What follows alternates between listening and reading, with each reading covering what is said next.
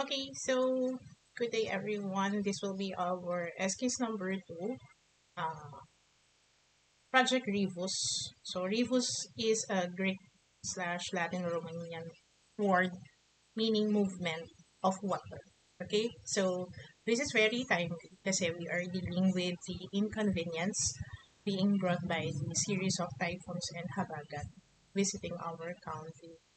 So Project Reviews, we're going to make this a little more interesting, a little more child-centered, and at the same time, how do we design architecture that is enjoyable for the younger ones, yet at the same time, we are addressing flood challenges and we are making communities flood resilient. Okay, so for the project overview, Project Reviews is a small-scale public recreational space. So yon, tandaan natin yung category niya, recreational space.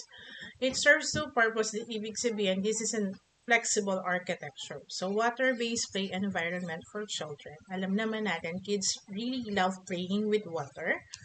Kung nagtatantrum siya, papaglaruin mo ng tubig, pag swimmingan mo, you will really get their attention and focus, okay? So during normal conditions, playground siya for kids. But during times like this that we are being bombarded by climatic conditions such as typhoons and stronger storms, so temporary community water retention basin naman siya during heavy rainfall and flooding.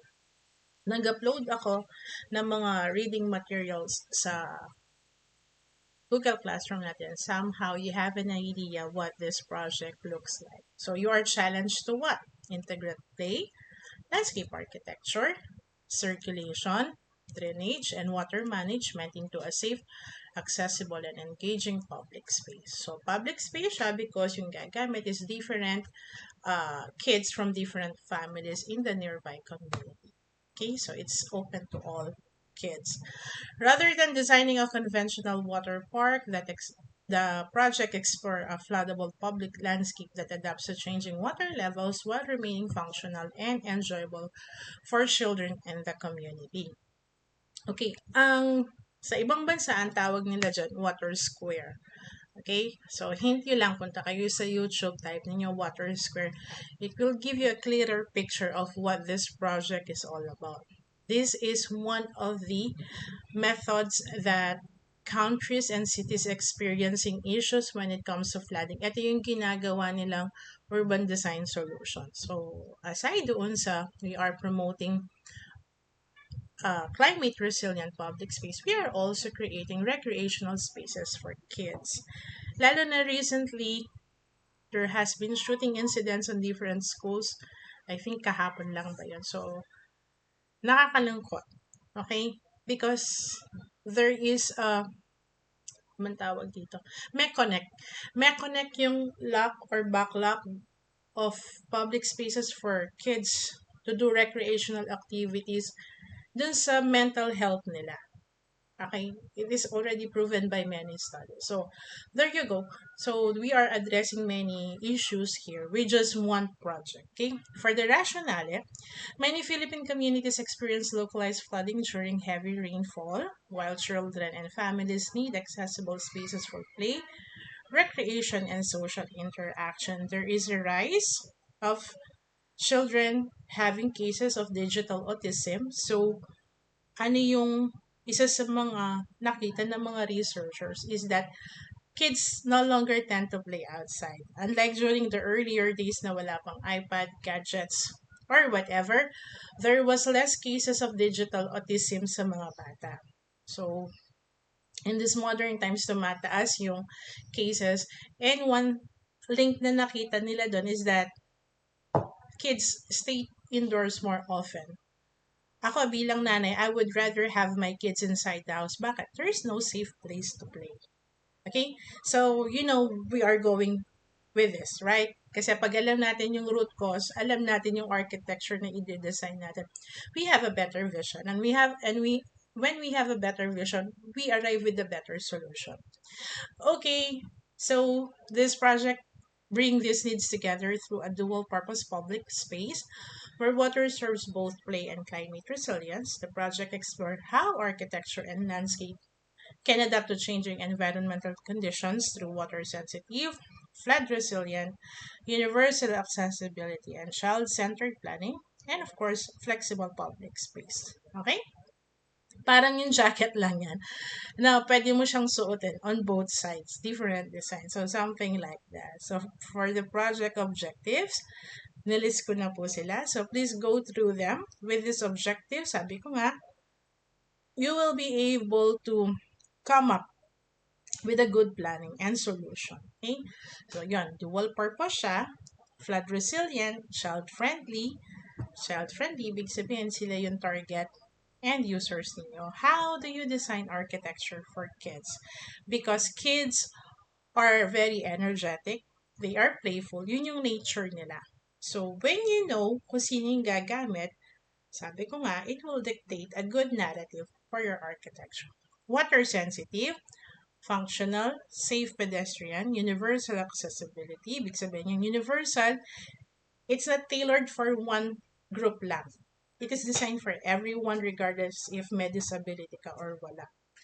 Climate responsiveness, because that's how architecture should be. Landscape integration as a nature-based solution when it comes to flooding. Environmental sustainability, risk-aware design. Mga bata, yan, malikot sila. Hindi nila alam kung kailan sila masasaktan. But you as an architect, you really have to be aware kung ano yung risk and danger when designing spaces for this group. Community placemaking, ibig sabihin, you are trying to make attachment to the community by designing physical spaces. Flexible and adaptable. Bakit kailangan flexible siya? We are already dealing with land scarcity. So kung pwedeng sa isang project, isa, dalawa, tatlo yung pwedeng maging purpose niya, better.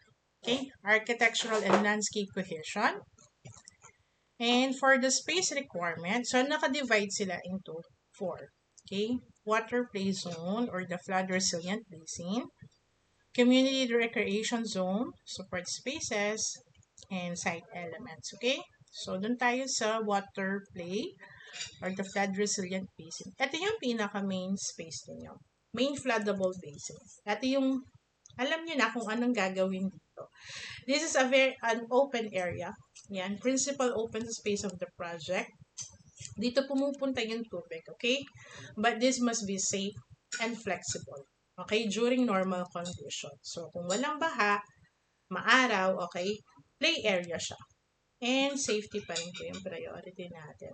So, it must accommodate a variety of children's activities, games, recreation, and community uses. So, pwede rin siya not just for playground. What if may namimigay ng relief, diba? So, pwede siya for community assembly. Seating and observation area shall be provided for parents and guardians. Bakit may seating and observation? I don't know, pero ako kasi I'm still very hands-on. So, even if my kids already established independence, during the younger days, binabantayan ko talaga sila. Okay? I mean, baka may dumating na bigla na puting van or bullying at all. Kids are very susceptible to danger. Sabi ko nga, hindi nila alam kung kailan sila masasaktan. That's why they still needed supervision.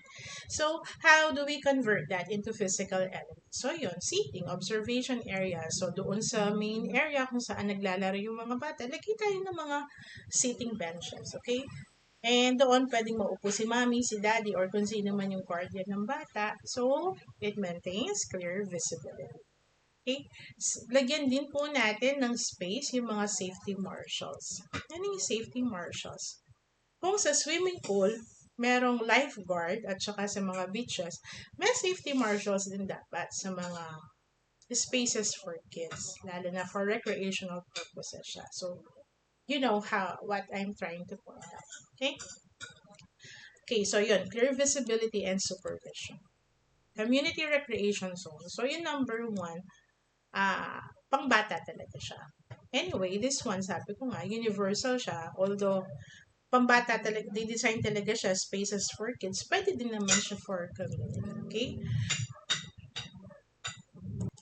Okay, sorry, nakat yung ano ko. Anyway, community recreation zone, flexible community outdoor pods. So, parang, ano lang din naman to.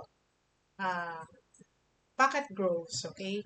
So they can provide outdoor spaces that can support a variety of community activities beyond children's play. So pwedeng yon, chatting and social spaces, pwede ring mag-picnic doon, waiting area, okay? So just in case you're waiting for someone or yun nga, nag-meet up kayo kasi may binili ka ng product online or just basically, eto, informal sitting or resting spaces or you just really want to do marites on a lazy afternoon, pwede doon. Or small community gathering areas. So these spots should be comfortable, shaded. Pag shaded, lalo na groves lang sila, I would still prefer a natural shade. Okay? But it's up to you. Kayo pa rin naman yung designer. I just want to have more integration of green. Kasi greens, landscape, vegetation, they are one great way to address flooding. Okay? Shaded where appropriate, accessible, and flexible enough to accommodate different group sizes and activities throughout the day. But remember, again, ito pa rin yung main space natin. Okay? So, ito support spaces lang siya.